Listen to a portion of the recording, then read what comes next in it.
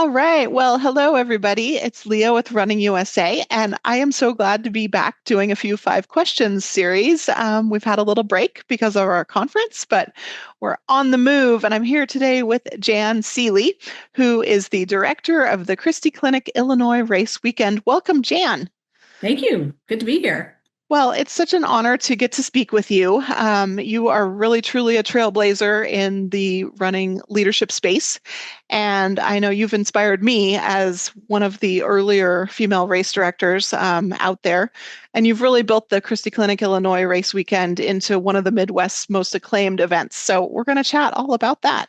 Well, thank you. I'm honored that you would say those things. I just try to do my job and work hard, and if other people find that inspiring, that's humbling for me, I guess. Well, I can't let you off the hook without saying that you're also a past recipient of the Running USA Women's Leadership Award. So definitely some accolades and honors in your closet. So let's get started. Let's hear a little bit about you, just kind of the way you like to tell your story. If you meet somebody for the first time, how do you explain what you do? Gosh, how do I explain what I do? Yeah, you know what I say? I go, do you know the Boston Marathon? Yeah, I know the Boston Marathon. Well, I'm the director of an event like that, but where I live, right? And Dave is always really funny about his, I'm a race director. What does that mean? But I try to say that, there's this big running event, festival event, so 3 days of races in our community that's been around for, gosh, almost 20 years that we plan all year for. That brings, tens of thousands of people to our community, and we change lives and inspire people. And they go, it takes all year to plan that, or you can't do that by yourself, or so. It's the funnest job in the world. And I was the publisher of Marathon and Beyond for many, many years. Have been in the endurance space personally for over 50 years. And so I really got to deep dive the running industry when I was the publisher of Marathon and Beyond for all those years. Got to meet so many different race directors, go to so many events, run events. And I think that's where I really fell in love with the space, and certainly was not looking to be doing what I'm doing. And, all those years of doing it, I got to be friends with certain race directors. And Mark Knudsen, God rest his soul, called me literally randomly out of the blue in June of 2007 and said, "Hey, Jen, it's Mark Knudsen. I'm calling from Fargo. I quit my job today." He had started the Fargo Marathon like 4 years before that. And I think I'd like to start or acquire some new events. And I'm looking down at Champaign-Urbana from Fargo, and I think it would be a great place. You got Chicago, you got St. Louis, you've got Indy. Would you get me a meeting with, we're kind of considered a twin city, so we have a mayor of both Urbana and Champaign. Would you get me a meeting with both mayors and the athletic director at the university? Because I really want the event to focus on the university. And I said, sure, Mark, I'll do that. And like literally a couple weeks later, he came to town and had those meetings and shared his vision for the event, said, this is what it's going to be. At the time, it was going to be just a one day of racing, and everything be packed into one day. So fewer events than we have now. I said, I'm going to pay for it all. And Mark said, "Hey, will you be on my race committee?" And I said, "Sure, I'll be on the race committee." And he said, "Well, we need somebody to help us with courses." And a guy named Mike Lindeman, who owns a specialty running store in Champaign-Urbana called Body and Soul Sports. They've been around for 45 years. I knew Mike had race courses in his head. And to this day, we had to make some changes in our marathon to get it back in 2024, but we use the same routes that we started with, in that very first year. So, I worked with Mark and his staff for the first year, really kind of not knowing what we were doing in a way. But we had 9,700 people show up. It's like, what was that? I think Mark thought that our event would follow the same trajectory as Fargo, 2,500, maybe 5,000 in year two, maybe 10 by year four. So when we came out of the blocks with almost 10,000, we kind of knew we had something that was going to be pretty special. And I like to say we didn't make any major mistakes that first year. And it was back in the day when, not like now, where you have to fight and claw for every runner that you get. With the market is so full of events. But we had almost 15,000 in the second year. And then, a really incredible thing happened for us, and that Mark decided to sell the event. And he was going to sell it to a company I won't mention. They're not even in business anymore. But he called me in August of 2010 and said, "Okay, I found a company." And I said, "Hey, would you entertain a local bid?" And he said yes, and that's ultimately what happened. And the ownership changed from Mark's company to a local company here, to a company that we founded that includes our title sponsor, Christie Clinic. And so we were able to, as I said, what did we get for all the money we gave Mark? We had 500 cones, a trailer, the race name, and blue sky, and then the opportunity to kind of make it into what it's become today. So we wouldn't be having this conversation if Mark had sold that asset to this other company. So we feel pretty blessed, actually, to have it. Oh my goodness, that's such a great story, and I didn't know all that background. So you're about 2 years away then from technically the 20th anniversary. Is that Yeah, yeah. accurate? So we should be 18, but we're not. So we were 6 weeks away from our 2020 race when the pandemic hit. University was much stricter than other communities. So we had, again, no race in 2021. I mean, zero. We actually thought we were going to. So we opened registration, naively thinking we were going to have a race. And in the fall of 2020, the university said, yeah, no, it's not going to happen. So, and then when we did come back in 2022, Leah, we didn't get our marathon back because Champaign-Urbana, for whatever reason, in addition to all of the challenges that the pandemic brought, hit especially hard our police force. We're not, we go to these meetings and we find out that, 4,000 people, 4,000 police officers work the New York City Marathon or something like that. We're talking about 70, but because we couldn't staff the full amount of officers that we needed, that first year back, there was even a chance we weren't even going to have anything, but we worked with the university, we worked with our city officials, and we changed the courses a little bit to keep them it's like the comb over a little bit, but with a course, the half marathon was a double loop, and we just tried to deploy the security assets that we could have, but with a commitment for that next year to try to get our original half back. And then what I did in 2023 is, in addition to getting our original half, the traditional half marathon route back, is I put together a coalition called Bring Back the Marathon Coalition, because I was so determined to bring it back. And I invited city leaders, medical directors, as many people as I could. One of the people I recruited was the then retired Urbana police chief, who is now on my staff as my security advisor and staffer. So we worked in a whole year to figure out what's it going to take to bring the marathon back. The department started getting a little bit more back to normal. And so my goal was to be able to announce before the 2023 race weekend that in 2024, the marathon would be back. And we made it by 2 weeks. We had a big press conference, and we were able to bring it back largely because the village of Savoy, which is south of Champaign, but a very robust community with about 6,000 or 7,000 people, we brought the route down into Savoy. Instead of going we were kind of very spread out across the Urbana, which is on the east side, and Champaign on the west. But by not going as far west, and going south into the village of Savoy, we were able to economize a number of officers we needed. And this village, the leaders have been unbelievable in terms of their financial support, their enthusiastic support. It's in mile 20 to 24. And so we were able to bring the marathon back in 2024 and have our full complement of events finally back in 2024. And then for this year, we actually laid the relay down. I know that other events are also doing that. It just never came back after the pandemic. Oh, that's interesting. And, yeah, kind of a lot of operational lift for juice for the squeeze, whatever that expression is. And so one of the things that we did when we took over the ownership of the race is we moved our 5K to Friday nights, and we created, everybody's always taken a page from Disney. We created the block eye challenges so people can do the 5K and then an event on Saturday. And then we eventually added a mile a couple years ago. So now we have the triple eye challenges where people can do the mile on Thursday night or the 5K on Friday and then another race on Saturday. So we've really fleshed it out so that there is really something for everybody. And so when we laid the relay down this year, I added 2 new eye challenge events that combine our shortest distances, the mile and the 5K, and then the youth run and the mile. So even the youngest kids now can do an I challenge. So it's nice to have that many offerings, but we have technically 6 distances, but 8 I challenges now.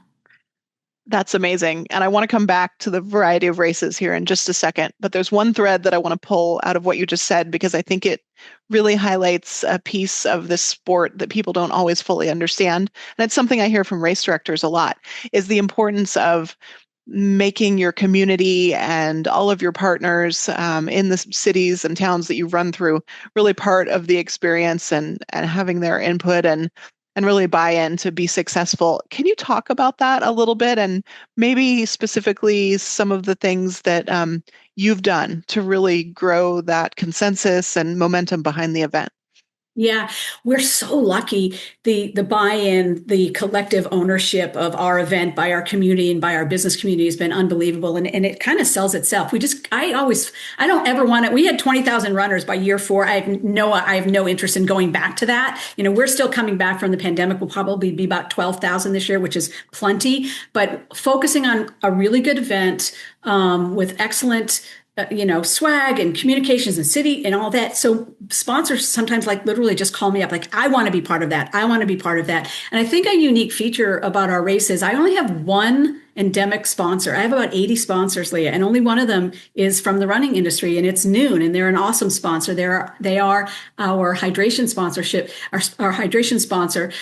So just I think the fact that we have so much investment in the local community, by the local business community to support it, it really is about us. And there's no event, and this is I think it's an accomplishment because we live in a Big Ten town, right? We have incredible ties to the university, incredible relationships, and we feature, their facilities, we finish in their stadium. That really, really helps.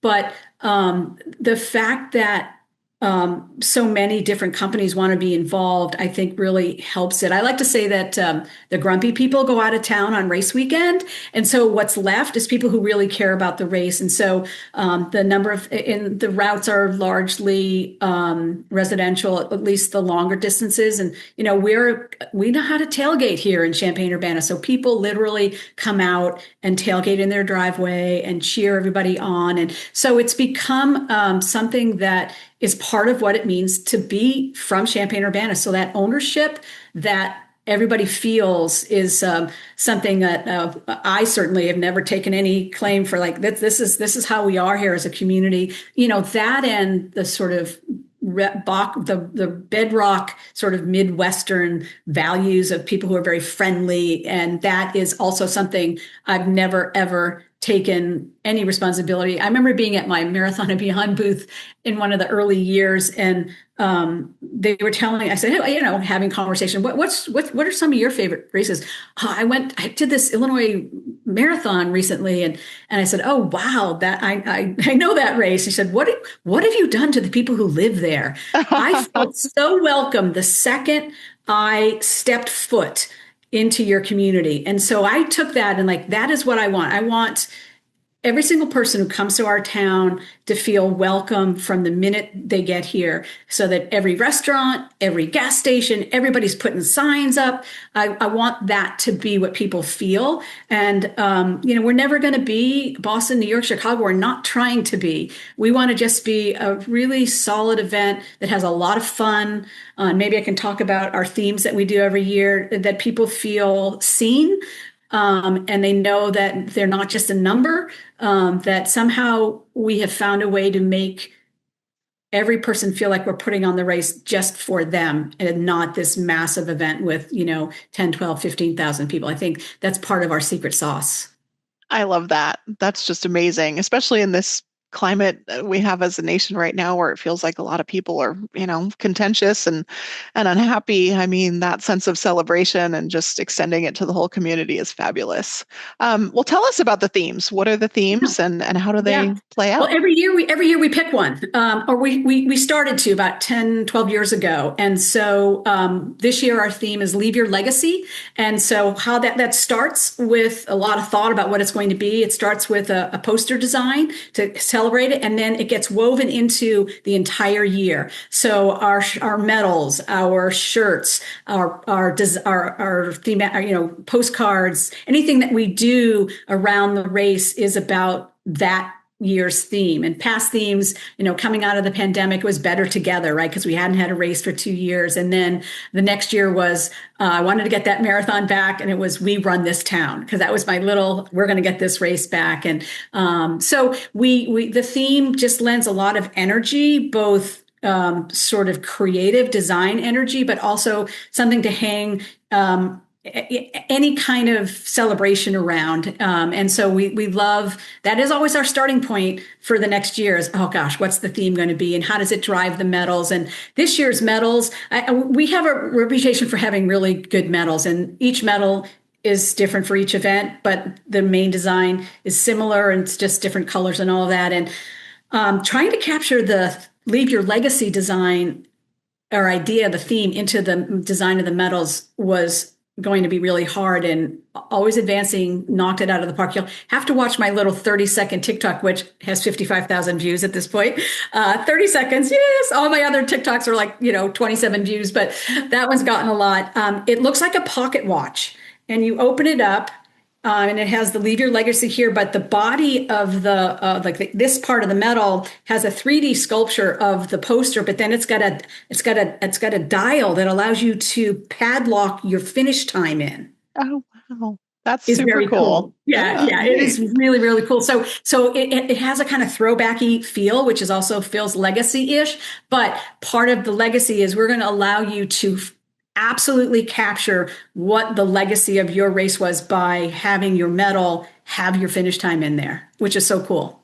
Oh my gosh, I love that. Okay, and I'm going to come back to the word legacy, right, for the last question. But first, I want to ask about the full slate of events. And you mentioned that you're not afraid to make changes and kind of create new challenges and things. Do you reassess those every year, or what does that process look like? Yeah, we do, and we're always.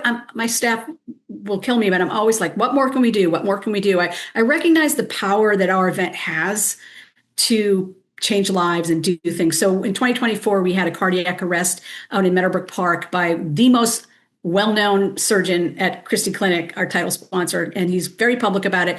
We then created a free hands-only CPR training program because his life was saved by 4 runners, his son who was with him, and 3 runners who were behind him. So, there's putting on the race and doing a really good job, but like, what else can we do to use our event to elevate health and wellness in our community? And, that free hands-only CPR program is one of them. We started a Kicks for CU Kids nonprofit where we provide running shoes and socks for local kids who are training for our 5K and our youth run. So, we evaluate the races, but we're also looking at what more can we do to take advantage of that unique place that we play in the community to change lives in that way. And so, the evaluation that we do is how we decided not to do the relay anymore. So as long as the races are doing really well, we're going to keep doing them. But, I think we've been spending a lot of time just trying to really shore up all of our operational stuff. I have a bigger staff now. That's one of the things that I've been able to do. I was a co-director for many years, and I've been the sole director for the last 5. And I've been able to finally build out a staff and just try to be really leaning into best practices, and all the conferences that I go to, and NCS4, all those things help us make sure that we're putting on the best race that we can. But, we punch well above our weight for the size staff that we have. So, it's an ongoing process so that we can keep the best of what's working, change what isn't, look for new ways to expand our reach. Okay, you very casually slipped in early on that you have been working in this industry for 50 years, and that is a tremendous accomplishment. Well, not working. I've been running for 50 years. Sure, but still, participating in the sport in some capacity. Yeah. So using that word legacy, how do you want to leave a legacy on running I'm sure you've got many years to go, but when you think about, okay, maybe toward the end of my career, what would you like to leave behind? Yeah, I think I just want to keep making this race a place where people feel welcome. Obviously, the university is a huge draw. We get 35% of our runners are alums, so it's a great reason to come back to town. And I want our race to be a place where everybody feels welcome. So we've done a lot more with outreach and making it possible for underserved populations to be involved. We've donated a ton of money to local charities. So I want it to be continue to be a really well-run race where people are seen, people come and have a great time, they get great swag, and they just can't wait, to come back the next year. And also to just keep making it personal. I mean, I know it's a little unfair because I'm kind of everywhere in this town and everybody knows me. In fact, if people see me, I'm not really me. I'm the race somehow. We're just talking about this at lunch. I can't go to political rallies because people see me as the Illinois Race Weekend and not me. But I want people to know that they call, we're going to answer, we're going to help them. I like to say, I can't fix a problem I don't know about. So we want to just keep making this race responsive to what our participants want, not trying to be the biggest race we can be, but the best race we can be so that everybody has a great time when they're here. And whether they come back or not, they just have a really good memory of their experience with us.